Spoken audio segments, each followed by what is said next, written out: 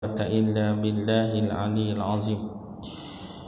أما بعد فيا أيها المؤمنون اتقوا الله أوصيكم ونفسي بطاعته لعلكم تفلحون.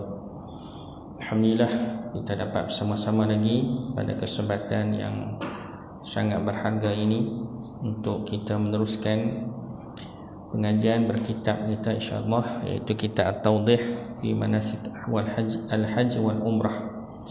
Insya-Allah sambung kita pada halaman yang ke-45, ceraian ataupun fasal yang menghuraikan kepada kita berkenaan dengan tayamum lagi insya-Allah. Ini berkenaan dengan cabaran-cabaran orang yang melaksanakan ibadah haji. Jadi kalau kita tengok dalam bab yang pertama ini masih lagi menceritakan kepada kita persiapan-persiapan sebelum kita sampai ke miqat. Sebelum kita sampai ke miqat, sama ada di Madinah ataupun di Ja'ranah, ataupun di Juhfah, ini kalau kata mai daripada luar Mekah. Jadi bab tu mungkin masuk dalam bab yang kedua, nanti baru kita akan bincangkan. Cuma dalam perbincangan ini masih lagi kita membicarakan perkara-perkara yang menjadi suatu pengalaman kepada pengarang kitab kita ini, iaitu Imam An-Nawawi rahimahullah. Suatu beliau mengembara untuk melaksanakan ibadah haji dan umrah ini, dia melalui perjalanan dari Syria untuk sampai ke bumi Madinah dulu, kemudian barulah masuk ke Mekah. Dan daripada Madinah berjalan dia ke sana, dan dia mengharungi bermacam bentuk cabaran, antaranya untuk mengekalkan ibadah dengan sempurna. Maka aturan-aturan yang disampaikan dalam perbincangan kitab ini adalah panduan khususnya bagi orang yang bermusafir dengan menggunakan kenderaan, sama ada unta ataupun kuda. Dan begitu juga halnya boleh kita kaitkan dengan perjalanan kita. Cuma zaman kita ni agak mudah berbanding dengan 30 tahun yang lalu. 20 tu kira okey dah, 30-40 tahun yang lalu, sewaktu masih lagi menggunakan khidmat kapal laut. Zaman tu jemaah bila dia sampai ke Jeddah, dia akan bermalam dulu di Jeddah. Kemudian dari Jeddah mereka akan berkenderaan unta pergi pula ke Madinah terlebih dahulu, dan ada pula laluan yang masuk ke Mekah dulu. Kemudian dia letak barang dalam lebih 2-3 hari, kemudian dia akan bergerak pula ke Madinah dan menetap di sana hampir seminggu 2 minggu, kemudian patah balik dari Madinah masuk ke Mekah. Begitulah aturan perjalanan waktu zaman dulu yang begitu sulit dan sukar. Waktu tu menggunakan khidmat syekh, khidmat syekh haji, yang bawa tu lebih kurang dalam 40-50 orang, ada yang 100 orang, dan syekh itulah yang akan membantu dan juga menyediakan keperluan-keperluan semasa perjalanan mereka sehinggalah selesai melaksanakan ibadah haji waktu di sana tu. Hampir makan masa 3 bulan biasanya perjalanan mereka. Biasanya jemaah kalau kata pi zaman tu, dia akan pi sebelum Ramadan, dan dia akan berramadan di Mekah. Kemudian dia akan sebelum masuk musim haji, dia akan ke Madinah dulu lepas bulan tu, dalam bulan Syawal. Kemudian daripada 2-3 minggu lepas tu baru dia akan masuk semula ke Mekah. Itu perkara yang pernah dilakukan oleh jemaah-jemaah yang terdahulu daripada kita, dan kita ni semakin mudah dan semakin singkat. Dan kemungkinan besar lepas musim Covid ni, kalau haji pun dia tak jadi dah 40 hari, mungkin jadi dalam 3 minggu, 3 minggu, mungkin dalam 2 minggu. Kait pula dengan isu-isu tambang, kos yang tinggi, mungkin tamu haji pun akan orang kata apa, menimbang untuk pergi haji ni tak memakan masa yang lama kerana kos-kos yang tinggi. Jadi kita mungkin nak melaksanakan haji waktu-waktu yang akan datang ni singkat tapi mencabar. Cabaran-cabaran tetap ada sebab Allah Subhanahu Wa Taala sendiri menyebutkan dalam Quran tentang haji ni memang disertakan dengan kesukaran. Wa azzim fil nasi bil hajj ya'tuka rijalan wa ala kulli dhamiri ya'tina min kulli fajjin amiq. Fajjin amiq tu mai dengan keadaan yang begitu susah payah. Dalam keadaan kesukaran yang kita terpaksa hadapi. Walaupun mungkin kita mengambil package yang paling mahal 200,000. Contohnya kita ambil package yang paling mahal, memang ada pun 200,000 tuan-tuan. Duduk 2 minggu saja dan kemudahan-kemudahan yang begitu banyak, hotel yang paling dekat, kenderaan yang khusus, tapi kita tetap takkan terlepas daripada kesukaran-kesukaran yang akan ditempuhi. Itu adalah fitrah haji. Dan juga umrah ni agak ringan sikit. Fitrah haji tu memang Allah Ta'ala sediakan begitu. Baik, kita masuk dalam perbincangan fasal yang seterusnya. Qala al-musannifu rahimahullah wa nafa'ana bi'ulumihi fid daraini amin. Jika dia tidak mendapati air, wajiblah baginya mencari daripada sesiapa yang mengetahui, sama ada dengan hibah ataupun upah. Hibah ni dengan pemberian hadiah lah. Mungkin dah setengah orang dia tak mau upah tu. Memang ada orang yang apabila berhenti di wadi-wadi tertentu, maka menyediakan khidmat bagi duit bagi ayak secara percuma. Tapi kalau kata dia nak lebih, kawan tu kata masing-masing akan dapat sekian-sekian banyak, tapi depa nak lebih. Dia kata kami tak jual, tak apalah, dia kata kami hadiah lah benda-benda ni ataupun bagi duit sikit.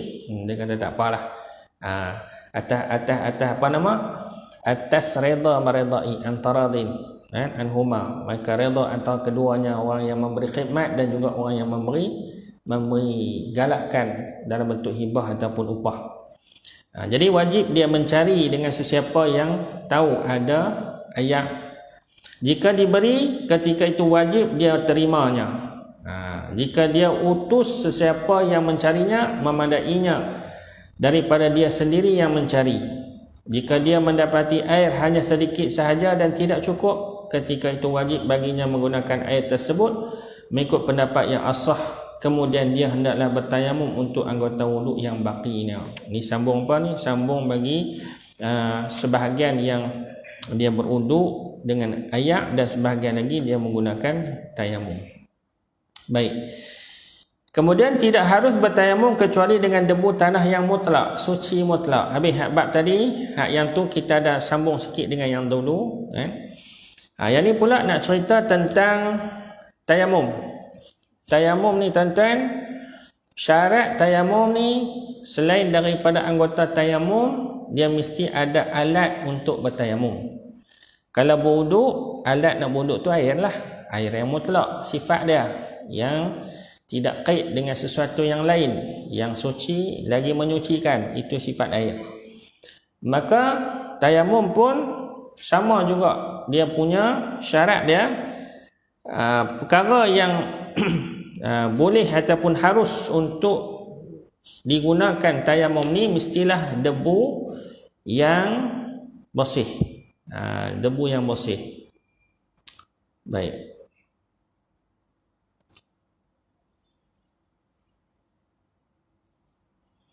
Okey, debu yang bersih ni macam mana?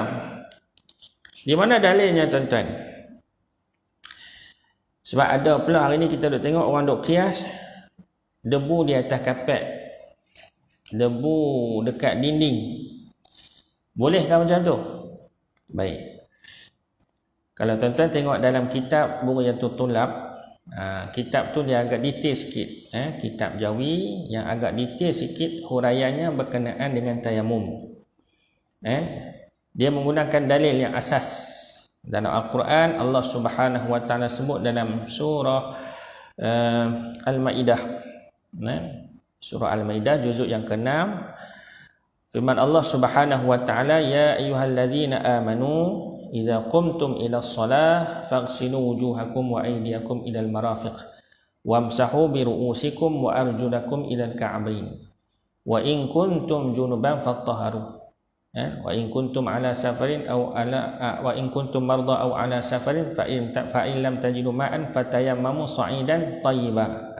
Poin dia ialah fatayammamu sa'idan tayyiba. Maka hendaklah dia bertayamum dengan tayamum sa'idan tayyiba. Sa'idan tayyiba. Sa'idan tu ialah debu tanah. Dia kena tengok balik dalam maksud ayat secara ayat secara harfiah itu merujuk kepada debu tanah, bukan debu yang bersifat habuk. Kalau sekiranya kawasan tu ada ribut pasir, kemudian ribut pasir tu membawa debu-debu berterbangan melekat kat dinding-dinding rumah, itu tak apa, sebab dia main daripada debu tanah.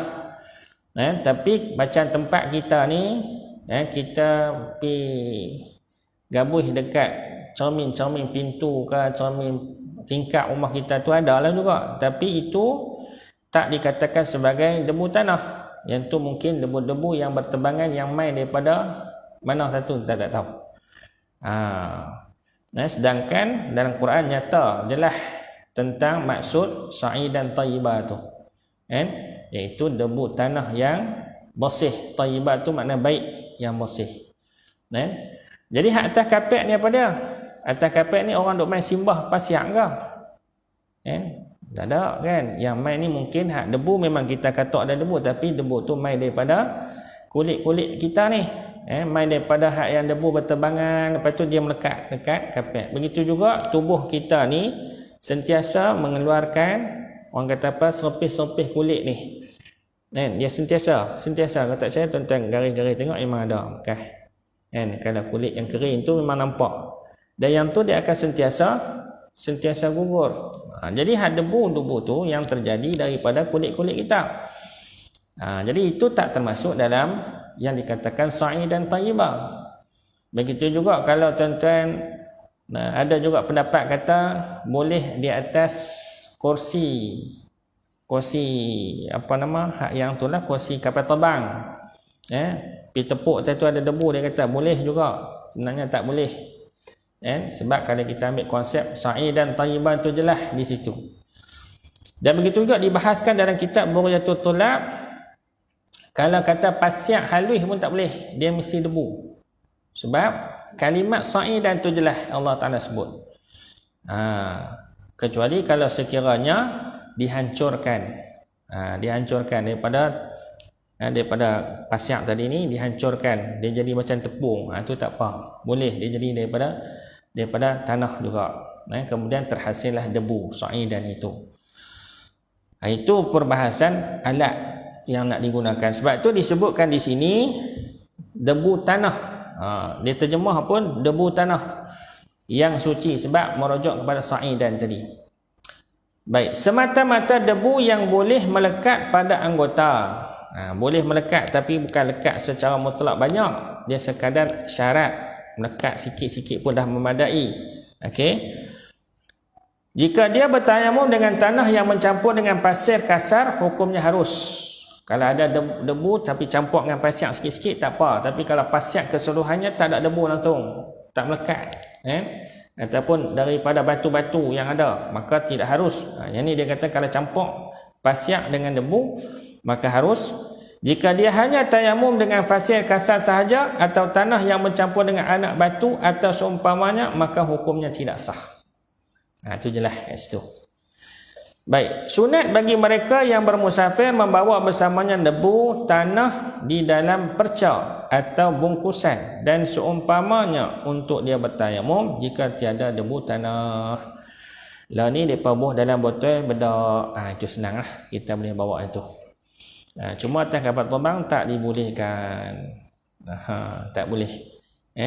Yang tu kalau tuan-tuan waktu nak melintasi pemeriksaan yang last sekali sebelum masuk dalam perut kapal terbang, mereka akan cek lagi botol air tak lebih daripada 1000 ml lah. 1000 kan 100? 1000 lah. Yang 600 ml tu tak boleh. Itu banyak dah tu. Dia kena kurang 100 ml boleh, macam semburan-semburan yang kecil-kecil tu harus boleh buat masuk dalam kapal terbang lah cerita dia. Tapi yang besar daripada tu tak boleh. Ni tak tahulah belah Asia je kot, tapi kalau belah naik pergi belah Arab tak apa pula. Buat masuk botol mineral tak ada masalah, masalah kita balik boleh buat naik. Cuma di airport kita saja. Wallahu a'lam. Itu masing-masing airport lah dia punya syarat-syarat tu. Tapi kalau negara-negara Timur Tengah tak ada masalah. Kita bawa botol yang sampai yang besar sekali pun tak ada masalah, boleh. Cuma nak berwuduk di atas kapal terbang tu sajalah yang mungkin menjadi satu kesukaran. Tambah pula kalau ramai. Kalau ramai itu menjadi satu kesukaran. Jadi sebab tu kita dah pernah huraikan berkenaan dengan wuduk di atas kapal terbang pada pertemuan yang lalu. Macam mana yang perlu kita buat kalau sekiranya kita tak boleh nak berwuduk dan masa pun dah singkat macam sembahyang subuh, maka kita ketika itu sembahyang hormat waktu sahaja kerana faqid tahurain. Kerana orang kata apa, sempit untuk kita nak bersuci. Dua perkara yang boleh menyucikan untuk berwuduk, iaitu sama ada kita menggunakan wuduk dengan air, satu lagi dengan tayamum. Jadi kalau kedua-dua kita tak boleh gunakan untuk kita bertaharah, untuk kita berwuduk dan sama ataupun bertayamum, maka sembahyang tu tetap kena buat, tapi dalam keadaan kita menghormat waktu. Ya. Maksudnya kena masuk dah waktu tu, kena buat dulu. Tapi ada orang nak kata tak perlu sebab pimai pun kita nak kena qada. Yang tu teknikal. Tapi kalau kita tengok pendapat Imam Asy-Syafi'i rahimahullah dan disokong kuat oleh para ulama yang lain dalam mazhab Asy-Syafi'iyah dan sebahagian daripada mazhab yang lain juga, tentang keutamaan melaksanakan dia tu. Kalau sengaja kita meninggalkan solat dengan alasan tak boleh berwuduk, maka berdosa. Kecuali kalau kata dia terpaksa, tinggal, yang tu tak apalah. Tapi dalam keadaan duduk atas kapal terbang bukan terpaksa pun, relax cuma nak berwuduk tu payah, maka sembahyang tu tetap kena buat. Dan itu orang kata apa, atas nilai orang yang bertakwa kepada Allah Ta'ala. Orang takwa ni dia akan buat juga sekadar mampu. La yukallifullahu nafsan illa wus'aha. Dalil itu pula rujuk kepada kemampuannya hanya sekadar boleh buat, tapi syarat-syarat sah tu tak mampu dipenuhi, maka kewajipan laksanakan tu tetap dia buat.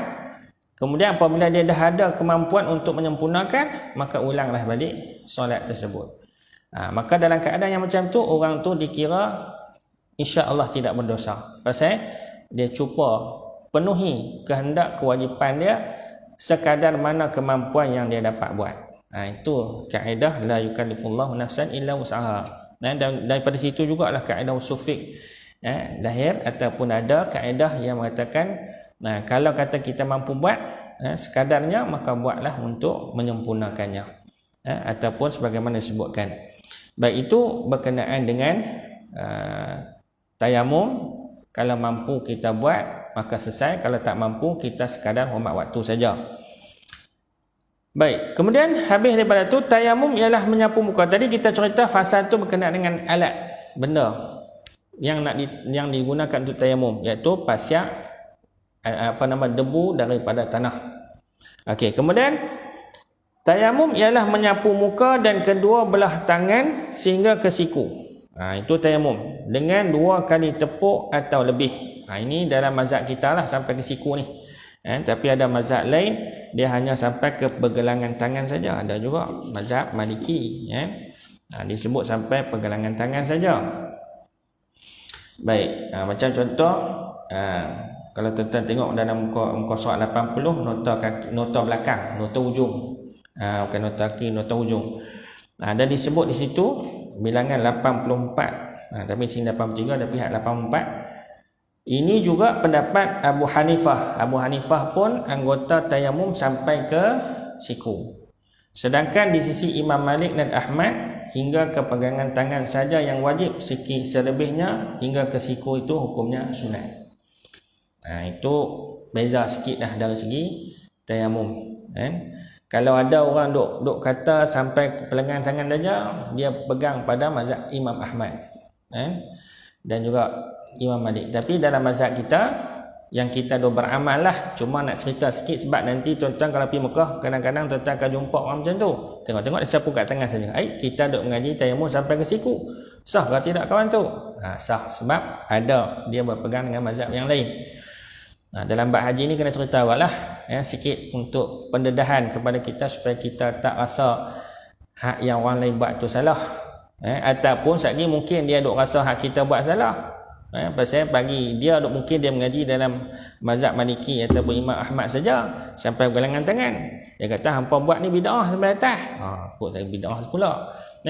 Jadi benda tu adalah khilaf di kalangan para ulama. Jadi hak yang tayamum kita sampai siku tu memang dah makruf dah. Itu yang diamalkan oleh kita. Baik, dengan 2 kali tepuk ataupun lebih. Ini pun macam mana yang kita telah pahamilah, cuma kita ulang bicara dah ini. Baik, mengikut sunnah jangan lebih daripada 2 kali.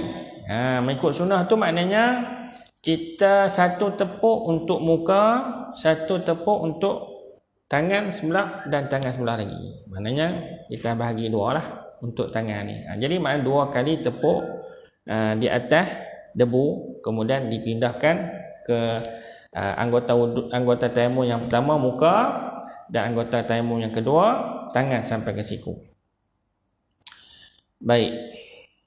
Sama ada tayamum kerana janabah ataupun hadas kecil. Janabah ni junub lah. Kerana hadas besar, junub, dan ataupun hadas kecil. Sama lah, kaedah dia sama. Jadi kalau ada hadas janabah, maka dia kena ambil 2 kali lah. 1 untuk janabah, mengangkat janabah, hadas besar, dan 1 lagi untuk mengangkat hadas kecil. Baik. Walaupun ada khilaf kat situ, tapi jumhur mengatakan 2 kali yang perlu dibuat. Baik, sifat dan caranya sebagaimana telah kami terangkan sebelum ni. Jadi saya pun tak cerita panjang lah ini. Kita mulai. Dah cerita dah itu. Baik, kemudian fasa seterusnya. Tidak sah tayamum untuk menunaikan fardu solat kecuali selepas masuk waktu. Syarat tayamum ni pula, mestilah kita kena tunggu masuk waktu baru boleh kita tayamum. Begitu juga solat sunat rawatib mengikut pendapat yang asah. Sunat rawatib ni kena tunggu masuk waktu juga. Maksudnya kalau kata kita nak sembahyang qabliyah kena masuk waktu dulu. Kemudian kita iringi sunat qabliyah dulu baru fardu, lepas tu sunat qabliyah ba'diyah selepas tu. Maknanya dia pakai dengan 1 tayamum saja. Yang dia kata tu ialah kena pastikan masuk waktu dulu untuk qabliyah rawatib apa yang kita nak buat tadi ni. Okey. Itu pendapat yang asah. Dan tidak boleh solat untuk tayamum lebih daripada 1 fardu solat sahaja. Satu fardu untuk 1 tayamum. Tapi sunat boleh dirangkum. Dia boleh berulang-ulang. Sunat tak apa. Yang tu kata hak mengiringi qabliyah ba'diyah tu dengan 1 tayamum tu, hak yang kita ambil ni untuk tujuan sembahyang fardu, kemudian qabliyah dan ba'diyah boleh pakai 1 tayamum tu. Tetapi dia boleh solat sunat seberapa banyak yang dia mahu sebelum solat fardu atau selepas daripadanya. Itu yang kita kata tadi ni, boleh. Kalau dia nak buat sunat awabin ke lepas sembahyang maghrib, tayamum masuk waktu, lepas tu qabliyah maghrib, lepas tu sembahyang maghrib, lepas tu sembahyang sunat maghrib, lepas tu sunat awabi pula dia nak buat, lepas tu dengan 1 tayamum hak yang fardu tu boleh. Kemudian masuk isya, tayamum lain untuk isya dan sunat-sunat yang mengiringi dia pula. Begitulah seterusnya. Okey, jadi tuan-tuan tanya tahajud pula, sama lah itulah. Tapi tidur dulu, kalau tidak mangkit kena tayamum juga lagi lah. Tapi dia boleh untuk merangkum. Kalau kata tahajud kita buat 8, boleh dengan 1 tayamum tu. Yang dia cerita ni ialah untuk sembahyang fardu. Mestilah hanya 1 tayamum saja yang mengiringi dia ataupun yang nak bagi sah bagi dia. Baik. Apabila seseorang solat dengan tayamum kerana ketiadaan air yang wajib digunakannya, maka tidaklah wajib baginya mengulang solat sama ada musafirnya itu lama ataupun sekejap. Apabila seseorang solat dengan tayamum kerana tak ada ayat yang wajib digunakannya, maka tidaklah wajib baginya mengulang solat sama ada dia musafir itu lama ataupun sekejap. Maknanya dia musafir sampai tiba sampai tempat. Maknanya yang dia dah sembahyang tadi dengan tayamum sahlah, boleh dipakai. Jika dia mendapati air selepas solat di mana waktu masih ada atau dalam solat, maka sah solatnya tanpa perlu mengulang. Walaupun sebelum ni ada kata kena ulang balik lepas jumpa ayat. Ini kita tengok kepada masyaqqah dia. Masyaqqah dia, kepayahan yang dia tempuh pada waktu itu. Baik, sebab tu saya dah pernah sebut itu berkenaan dengan tayamum ni, dia kena tengok situasi kawasan tempat yang kita duduk tu. Kalau sekiranya tempat yang kita duduk tu ayak tu memang payah macam Sudan, dia akan terkait dengan hukum yang kita baca atas ni. Tapi kalau kita duduk tempat kita yang jenuh ayak, cuma tak ada ayak tu ketika-ketika saja, maka waktu itu bila jumpa ayak dia kena ulang balik sembahyang. Sebab lazim tempat itu ada ayak. Kena faham itu. Dia tak sama, kan? Situasi itu memainkan peranan hukum. Bukan semua kita boleh pukul rata, tak. Dia ada perbezaan. Jadi kalau tuan-tuan nak lebih lanjut, kena baca kitab Turas baru kita nampak. Kalau kita baca kitab-kitab yang agak moden ni, dia lebih kepada situasi semasa dia ya. Dan dia tak huraikan yang melibatkan perbezaan waqi' ataupun tempat. Dia kena ada kefahaman kat situ. Perbezaan berlaku hukum itu apabila berlaku suasana yang ada masyaqqah. Jadi kita faham kaedah ini. Imam Nawawi dia kaitkan dengan suasana waktu dia musafir, yang tempat tu memang payah ayak. Memang payah ayak. Tapi kalau sekiranya suasana berlaku tu macam tempat kita, dari Kuala Lumpur nak mai sini, sepanjang jalan ada ayak, cuma tiba-tiba ada 2-3 kawasan yang mungkin tak ada ayak.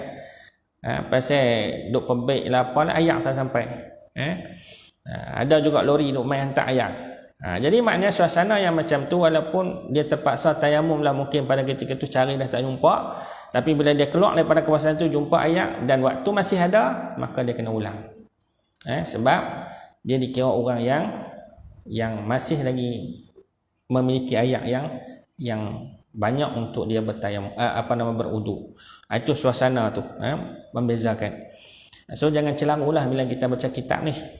Dia kena faham waqi' ataupun suasana waktu penulis kitab ni menulis, dan dia melihat suasana. Baik, itu penting lah. Kalau kita mengaji, dia kena faham latar belakang, baru kita boleh faham hukum tu. Sebab bila kadang kita ni gopoh, kita tak teliti dalam sesuatu hal, maka kita akan memberi satu pandangan ataupun ijtihad yang agak kurang tepat. Itu penting dalam bab ni. Dan ni pandai cerita sikit kat saya tu, pasal kita duduk jawatan mufti. Dulu tak duduk jawatan mufti, memang gopoh sikit lah. Bila kita duduk jawatan mufti ni, nak keluar satu tu kena fikir panjang sikit, tengok masalah. Maknanya ada pengalaman tu, boleh kita kongsi lah.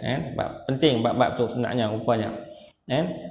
Kalau kita biasa-biasa ni, lalu kita baca, kita terlalu gopoh dan kita kurang teliti untuk meneliti hukum-hukum tu. Sebab tu kadang-kadang hak kita bagi pandangan tu kurang tepat, yang tak menjurus kepada masalah. Sebab fiqh ni di samping ijtihad hukum, dia bertitik tolak kepada masalah sesuatu perkara, sesuatu keadaan, satu tempat, semua dia ambil kira. Hukum-hukum tersebut tu. Macam suasana yang kita duduk dalam keadaan sekarang ni pun lah. Hukum-hukum terpakai itu mengikut masalah. Macam tu juga isu pembesar suara. Mungkin tuan-tuan nak tanya, ni tak habis lagi isu ni. Sebenarnya isu ni dah lama dah. Ini 2015. 2 kali pernah dibincangkan dalam fatwa. Sebelum tu saya tak masuk kitab mufti dan saya duk tengok file-file lama.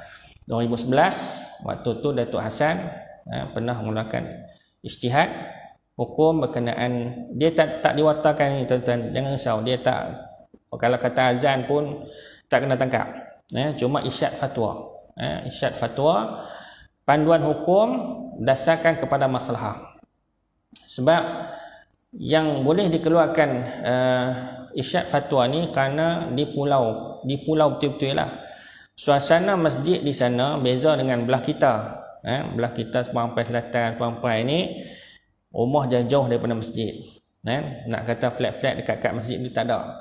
Tapi belah sana dekat-dekat. Tambah pula lah ni lagi hak jenis rumah nak depa buat ada surau, lepas tu rumah dekat-dekat dan depa pasang sound tu pun tala pi ke Pangsapuri flat-flat tu. Jadi bila dia kalau takat azan ni bangsa apa pun tak ada masalah yang tu. Cina ke apa tak ada masalah sebab memang bagi depa membantu juga azan kita ni. Tapi bila dah dibuat program macam sembahyang pun sembahyang guna sound luar. Yang ni pun boleh mengganggu kan, dengan tu imam tu baca kuat, lepas tu habis sembahyang dia berzikir wirid pula. Sedangkan kalau kita tengok dalam bab hukum, Nabi pun pernah tegur jangan sampai ibadah kita ni mengganggu orang lain, khususnya sembahyang yang fardu lah. Bila orang sembahyang terganggu dengan suara yang kuat, kita dikira mengganggu orang yang sembahyang. Macam contoh kes kita berzikir lepas sembahyang dengan gunakan sound yang kuat, lepas tu ada orang sembahyang yang lain kita mengganggu pula suasana macam tu. Tiba-tiba ada orang terganggu dengan suasana kita duk wirid sunat tu sedangkan dia sembahyang yang fardu, maka dia memberi kesan kepada perbuatan kita. Ada ketikanya sampai peringkat haram boleh jadi. Jadi yang tu yang kita bincangkan sebab memang ada dalam hadis-hadis yang sahih berkenaan dengan hukum tersebut. Jadi kalau suasana tu tak mengizinkan, maka sebaiknya kita meraihkan keperluan semasa. Orang-orang yang kadang-kadang orang kata macam mana kita nak syiarkan Islam kalau kata kita tak bagi kuat suara ni nanti yang ni lah dakwah kita. Tu ada orang berhujah macam tu. Kalau secara logiknya pun mungkinlah kita rasa orang duk dengar, tapi orang yang duk di luar pun dia bukan boleh dengar sebiji-sebiji pun, kecuali mai duduk dalam surau betul-betul, dalam masjid betul-betul, baru dia faham apa yang diceritakan. Dan kadang-kadang bila mai pencamah-pencamah yang suara yang kuat menjadi fitnah pula. Kadang-kadang ada yang memaki hamun dan suara. Jadi orang akan kata apa ni? Nak mengajar ke, nak bagi apa ke, ataupun nak mengata orang ke. Jadi dia jadi fitnah dah kat situ. Itu benda yang memang ada nas yang Nabi melarang, termasuklah kita baca Quran yang kuat, sehingga mengganggu orang yang kiri kanan kita sebelah dan sebagainya. Itulah isu yang kita perjelaskan, bahawasanya dilarang, tak sebut haram pun, dilarang untuk menggunakan pembesar suara di luar untuk aktiviti selain daripada azan dan iqamah. Kerana dia boleh mengganggu. Syiar dah tertegak ada dengan azan tadi ada. Syiar tu ada. Cuma hak yang lain ni untuk menjaga maslahah. Tapi kalau sekiranya perkampungan tu 100% orang Islam dan semua kata lah ni kami pun rela nak dengar. Macam contoh di Mekah kan. Di Mekah luang buka seluas-luasnya. Sembahyang tu dengar sampai ke 1 kilometer. Sembahyang maghrib isyak. Dah suasana itu memang memerlukan itu dan orang pun reda dan suka dan keadaan itu. Tak ada masalah. Buatlah. Tapi sekarang ni kita berada dalam suasana yang majmuk. Itu kita kena raikan. Sebab Nabi datang dengan rahmat. Kita kena ingat yang tu. Nabi datang dengan rahmat bukan nak menyakitkan. Dan tidak ada paksaan pada agama. Maksudnya orang yang tak Islam lagi tak ada paksa nak pergi, melainkan kita menerang dengan cara yang baik. Ud'u ila sabili rabbika bil hikmah wal mau'izatil hasanah. Itu yang Allah Taala perintahkan. Jadi mudah-mudahan kita dapat faham isu-isu yang macam ni, kerana dia ada kaitan dengan masalah banyak perkara yang kita perlu fikirkan supaya menjaga semua pihak. Islam tu datang dengan rahmat. Baik, habis dekat tu. InsyaAllah kita sambung dengan izin Allah Subhanahu Wa Taala. Jika dia tidak mendapati air ataupun debu tanah, itu kita sambung esok insya-Allah. Wallahu alam. Aqul qali hadza wa astaghfirullah wa billahi taufiq wal hidayah. Wassalamualaikum warahmatullahi taala wabarakatuh. Bismillahirrahmanirrahim. Alhamdulillahirabbil alamin wassalatu wassalamu ala asyrafil anbiya'i wal mursalin wa ala alihi wa sahbihi ajma'in. Allahumma faqihna fid din wa 'allimna at-ta'wil wa hdina ala siratikal mustaqim. Allahumma arhamna bil Qur'an waj'alhu lana imaman wa nuran wa hudan wa rahmah. Allahumma dzakkirna minhu ma nasina wa 'allimna minhu ma jahilna warzuqna tilawatahu ana al-laili wa atrafan nahar waj'alhu lana hujjatan ya rabbal alamin. Allahumma tahhir qulubana minan nifaq wa a'malana minal riya wa alsinatana minal kadhib wa a'yunana minal khiyanah.